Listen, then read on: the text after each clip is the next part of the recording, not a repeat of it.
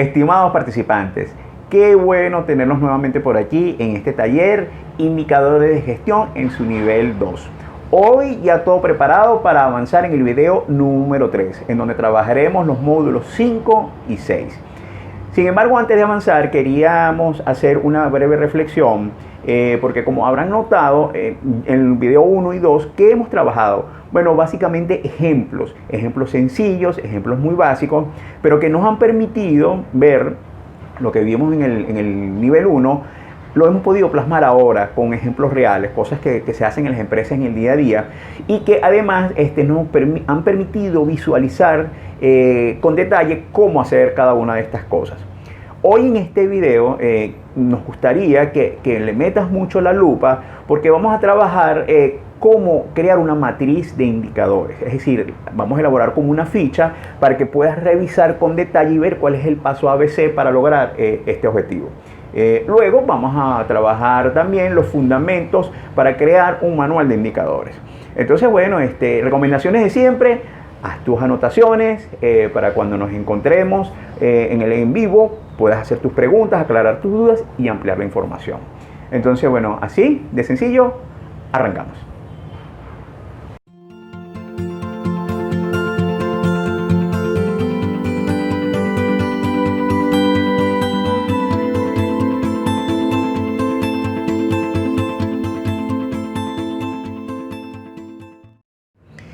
Iniciamos con el tercer video del taller Indicadores de Gestión nivel 2. En este tercer video trabajaremos el módulo 5, en donde hablaremos del diseño y construcción de una matriz de indicadores. Para ello recurriremos a un ejemplo básico, sencillo, pero muy utilizado por todas las empresas. Luego en el módulo 6 hablaremos sobre los fundamentos para elaborar un manual de indicadores. Bien. Empecemos con la parte del diseño y construcción de una matriz de indicadores. Lo primero que debemos hacer es entender qué es una matriz. Una matriz de indicadores es una herramienta de planeación que en forma resumida, sencilla y armónica establece con claridad los objetivos de un programa, incorpora los indicadores que miden dichos objetivos y, pues, indudablemente sus resultados o los resultados esperados. Luego, esta matriz es como especie de una ficha en donde vamos a ver varias cosas. Por ejemplo, en la parte de las filas podemos ver cuáles son los objetivos, los niveles de objetivos, en donde hablaremos del fin, el propósito, los componentes y las actividades. Y en las columnas hablaremos sobre el avance del objetivo del proyecto. Todo esto con base en ¿qué? En los indicadores de gestión en los cuales trabajaremos. Pero vamos a llevar esta teoría a la realidad y para esto vamos a hablar de cuáles son los pasos necesarios para construir una matriz de indicadores de gestión. Los pasos son 4 y son muy sencillos. El primer paso habla sobre el marco lógico, es decir, cuál es el ABC para llegar a entender o poder elaborar esta ficha de trabajo. Luego vamos a determinar cuáles son los objetivos, vamos a plasmar cuáles son los objetivos que queremos alcanzar. Para ello, en el paso 3 construiremos o vamos a establecer cuáles son los indicadores con los cuales trabajaremos todo esto. Y finalmente, en el punto número 4, veremos cuáles son los medios para verificar si se está cumpliendo con el ideal desempeño de esta gestión. Vamos a llevar esta información a un instrumento llamado Forecast de ventas. ¿Qué es el forecast de ventas? Bueno, es básicamente una proyección estimada de ventas para un periodo futuro. Bien, esto es lo que es un forecast de ventas y es muy utilizado por los departamentos de comercialización. Ahora bien, como puedes ver en la lámina ya tenemos una ficha y comenzamos con el primer paso, que es el marco lógico para crear esta matriz de indicadores. Entonces lo primero que te dice es que partiendo, lo vemos aquí, partiendo del entendimiento de que el forecast de ventas es una proyección estimada de ventas para un periodo futuro, el punto de partida será un análisis de los periodos anteriores, luego de establecer en junta directiva cuál va a ser el incremento porcentual, pero no lo vamos a trabajar en moneda, lo vamos a trabajar en total de clientes. ¿Y cuál es el periodo a trabajar? El trimestre 2021. Bien. Luego, ¿cuáles son los pasos lógicos para poder determinar cómo vamos a elaborar esta ficha? Bueno, lo primero que debemos tener en cuenta debemos establecer cuál es el problema. Y aquí dice que debido a la nueva realidad determinada por el COVID-19 se ha experimentado un estancamiento en los niveles de venta. Partiendo de esto preguntamos, ¿en qué medida podrán aumentarse las metas de ventas? Luego se hace un breve análisis donde se dice que con más de 9 meses de cuarentena se ha observado que los clientes se han ido adaptando a esta nueva forma de comercialización de bienes y servicios, es decir, a través de las redes sociales, del marketing, de las páginas web, y pues también se han adaptado al tema del despacho a través del delivery y todo este tipo de cosas que ya se conocen. Entonces la junta directiva tiene una alternativa que es incrementar el nivel de ventas con respecto al total de clientes entre un 10 y un 15%. Ellos dicen, o la persona encargada, que va a trabajar esta matriz de indicadores y va a hablar de indicadores de eficiencia y de eficacia. ¿Y cuál va a ser el método para ellos verificar que esto se está cumpliendo? Bueno, van a utilizar una herramienta conocida como el cutoff o corte en frío para evaluar cada mes que compone el trimestre. Es decir, que van a trabajar mes a mes el alcance de las metas. Bien. Luego habla de los objetivos y dice, como ya se mencionó al inicio, los objetivos fundamentales son determinados con base en los términos de eficiencia y eficacia. Y a continuación se describen dichos objetivos. En eficiencia, se dice que en este punto la labor se concentra en contactar el mayor número de potenciales y actuales clientes a través del departamento de call center o lo que es el de llamadas telefónicas. ¿Para qué? Para ejecutar la labor de ventas. Para esto se hará uso de la actual base de datos, es decir, clientes actuales o clientes que pueden ser fidelizados, es decir, que clientes que en una oportunidad compraron, bueno, a comprar, y luego en la base de datos de las personas que se han afiliado a la página de aterrizaje o lo que es página web. Es decir, esas personas que les llama mucho la atención la marca, el producto, pero todavía no han hecho su primera compra. Y luego en eficacia el foco estará centrado en hacer un número de cierres de ventas promedio entre las bandas del 90% y el 100%. Bien, luego dice, ¿cuáles son los indicadores que vamos a utilizar? A continuación se muestran los indicadores que serán utilizados para medir el desempeño de la gestión comercial. Y en este caso, cuando hablamos de los indicadores de eficiencia, dice, tomando en cuenta que la base de clientes actual está conformada por 3.000 personas y que la base de afiliados está compuesta por 1.000 personas más, el objetivo será contactar 4.000 personas en el transcurso del primer trimestre. En este sentido, el indicador de eficiencia será el cociente resultado de dividir el total de clientes actuales y entre el total de la suma de ambas bases de datos. Entonces aquí podemos ver la fórmula. El indicador de eficiencia se da solo en el dividir clientes actuales y potenciales contactados entre la sumatoria de ambas bases de datos. Bien. Luego, en el indicador de eficacia, ¿qué nos dice? A continuación se muestran estos indicadores y habla de que con este indicador evaluaremos los resultados del cierre de cada mes. Es decir, cuántos de los clientes contactados son convertidos en ventas efectivas. Y la fórmula para trabajar esto es indicador de eficacia, habla sobre ventas efectivas totales sobre la sumatoria de clientes contactados por 100, porque bueno, como ya se dijo, es un indicador medido en forma porcentual.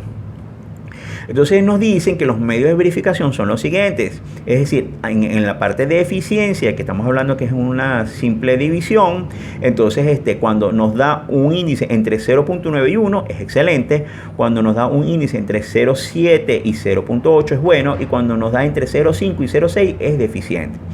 Y en el de eficacia es que cuando logramos un cierre de ventas entre un 95% es excelente, entre un 70% y un 89% es bueno, y entre un 50% y un 69% es deficiente.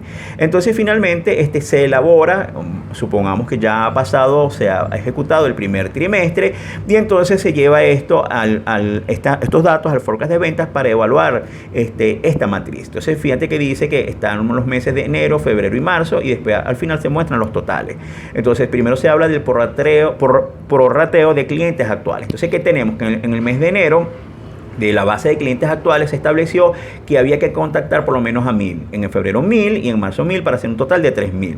En la base de datos de clientes potenciales o clientes afiliados, como hay 1.000, entonces se distribuyó de la siguiente manera: 300 en enero, 300 en febrero y otros 400 en marzo, para un total de 1.000 clientes más o 1.000 clientes potenciales. Entonces, cuando se habla del total de lo que se va a trabajar, se dice que en enero aquí se suma esta casilla y esta otra casilla y nos da un total de 1.300, y así sucesivamente en los meses de febrero y marzo, para un total de 4.000 clientes.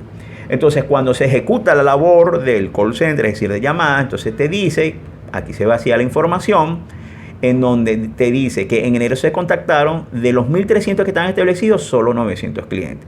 En febrero de los 1.300 se contactó 1.000 clientes. En marzo de los 1.400 se contactaron 1.300 para un total de 3.200 clientes contactados con base al total de bases de 4.000 personas. Y de estos clientes contactados se realizaron estas ventas efectivas, es decir, de 900 clientes contactados se logró cerrar 775 ventas en enero. Luego en febrero de 1.000 clientes contactados se logró cerrar 800 clientes. En marzo de 1.300 clientes contactados se logró cerrar 1.250 para un total de 2.825 ventas, de un total de 3.200 clientes contactados. Entonces, cuando vamos a los indicadores, vemos que en el indicador de eficiencia, que lo que era básicamente clientes contactados sobre clientes totales, entonces vemos que nos dan estos índices. Es decir, en enero logramos un 0.7, en febrero un 0.8, en marzo un 0.9, para un total de 0.8. Si nos vamos a la tabla de eficiencia, vemos que cuando están entre 0 y 9, 0.9 y 1 es excelente, entre 0.7 y 0.8 es bueno, entre 0.5 y 0.6 deficiente. Entonces vemos que enero fue bueno.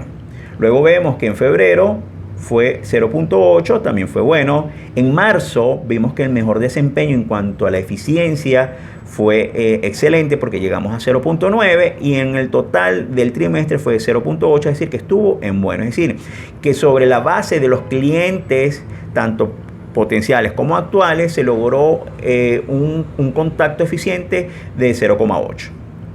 Luego, en la eficacia, que tiene que ver con los cierres o ventas efectivas sobre los clientes contactados, vemos que en enero se llevó un 86%, febrero un 80%, marzo un 96%, para un total de porcentaje del trimestre de un 88%. Cuando lo evaluamos contra la tabla, vemos que enero está entre 70 y 89%, quiere decir que fue bueno. Febrero también está en el rango de bueno, pero marzo fue el mejor mes con respecto al tema de los cierres de ventas o ventas efectivas, porque se llevó un 96, lo que quiere decir que en este rango estamos entre 90 y 100, es decir, que fue excelente. Y el periodo estuvo en 88%, es decir, que estuvo aquí, entonces podemos decir que fue un periodo bueno. Entonces, mis estimados, como podemos ver en este instrumento llamado Forecast de ventas, de manera muy sencilla, de forma muy básica, hemos observado cómo estos indicadores o cómo se aplica el tema de la matriz de indicadores de gestión. Es decir, que con más de un indicador puedo tener una visión más amplia de cómo está funcionando esta área que corresponde al área de comercialización. Bien. Bueno, entonces, vamos a hablar de cómo elaborar un manual de indicadores de gestión. Entonces, la confección de manual de indicadores de gestión es muy sencilla, ya que el objetivo es plasmar los fundamentos que caracterizan a este indicador, con el objetivo de que cualquier persona que deba llevar la responsabilidad de esto pueda identificar de forma inmediata todo lo necesario.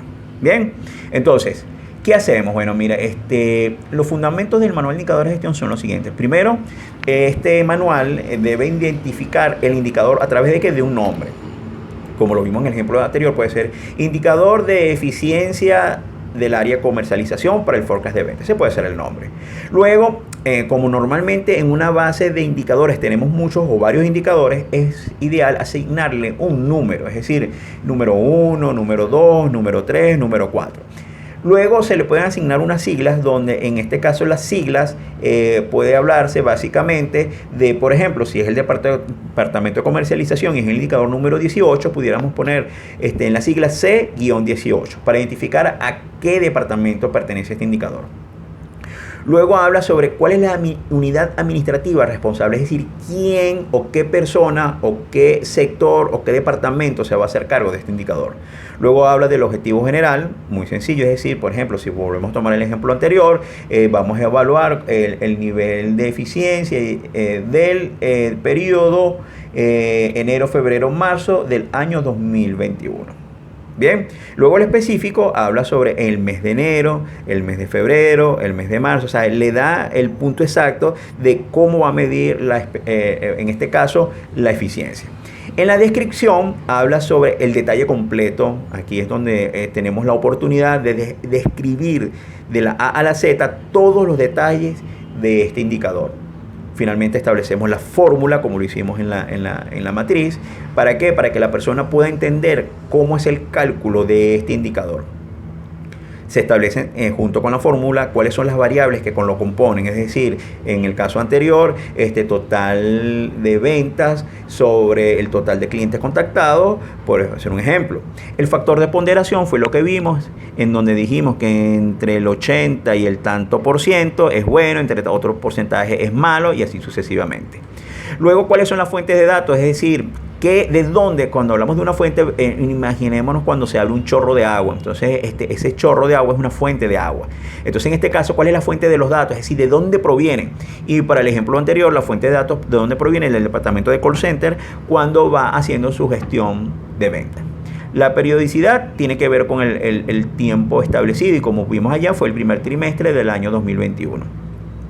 Luego se establece cuáles son las fechas y formatos en los que se debe entregar la información. Y aquí es uno de los aspectos más importantes, porque si yo estoy evaluando un trimestre, se supone que a más tardar los primeros 5 días de abril, yo debo tener la información correspondiente al mes de marzo. ¿Para qué? Para poder hacer un cierre efectivo y poder evaluar en tiempo real qué está sucediendo. Y eso yo lo establezco aquí en el manual, es decir, todo el mundo debe tener con mucha claridad las fechas límites para entregar la información. Pero esto no es suficiente, también tenemos que hablar del funcionario que se responsabiliza en la unidad administrativa, es decir, el funcionario que entrega y el funcionario que recibe, porque entre ellos dos se basa la responsabilidad de la alimentación, administración y conclusión de este indicador de gestión. Luego, ¿cuál es la cobertura? En este caso, la cobertura, por ejemplo, tomando el mismo ejemplo del forecast de ventas, lo que hace referencia es al periodo y específicamente en qué área se trabaja este indicador. Algunas funciones adicionales sí las hubiera del indicador, en este caso no las hay, y si hubiesen abreviaturas hay que detallar como un manual de abreviaturas para que la persona pueda identificar rápidamente a qué hace referencia. Y esto último es muy importante porque habla sobre el tipo de información, es si es pública, si es reservada o si es confidencial. Fíjense que hay instituciones en donde algún indicador es muy útil, pero no lo debe manejar todo el mundo. O sea, no es una información pública, está reservada para ciertas determinadas personas, o incluso a veces solamente sirve para el consumo interno de la organización. Bien, entonces, bueno, como pueden ver, es muy sencillo. Aquí lo que estamos viendo es la forma, no el fondo, pero básicamente con estos detalles ya se puede elaborar un manual de indicadores y de forma muy sencilla. Bien, entonces, bueno, habiendo visto esto, ya vamos a hablar básicamente en el próximo video sobre políticas y riesgos del tema de control. Entonces, bueno, los esperamos en el cuarto y último video de este taller.